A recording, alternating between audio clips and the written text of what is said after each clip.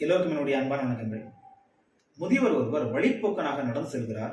அவர் நடந்து செல்லும் பகுதி ஒரு பாலைவன பகுதியாக இருக்குது.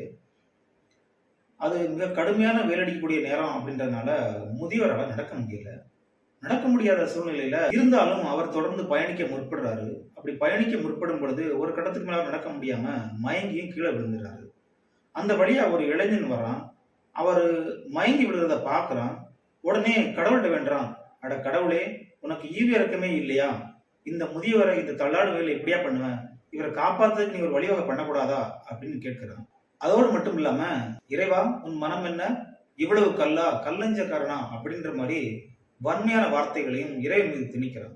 உடனே சினம் கொண்ட இறைவன் அவன் கண் முன்னே தோன்றி, மூடனே, இவருக்கு உதவி செய்ய யாரையும் அனுப்பவில்லை என்று யார் சொன்னது? உன்னைத்தானே அனுப்பினேன், நீதானே உதவி செய்திருக்க வேண்டும் மனித நேயத்துடன் என்று பதில் வைக்கிறார். இந்த கதையிலிருந்து நாம் என்ன தெரிஞ்சுக்கணும் அப்படின்னா, ஒரு மனிதனுக்கு இன்னொரு மனிதனால் தான் உதவ முடியும்.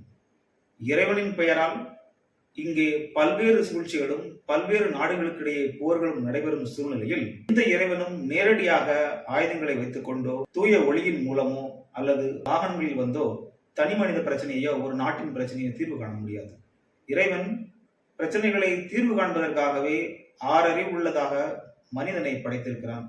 எனவே அறிவால் நாம் சரியான முறையில் தீர்வு கண்டு நம்மை படைத்த இறைவனை நாம் வழிபடுவதற்காகவே படைக்கப்பட்டதாக எண்ணி நம்முடைய பிழைகளிலிருந்து தப்பிப்பதற்காக இறைவனை நாடாமல் இறைவனுக்கு நன்றி செலுத்த பழகுங்கள்.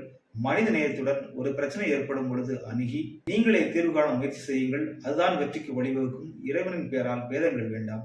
நன்றி.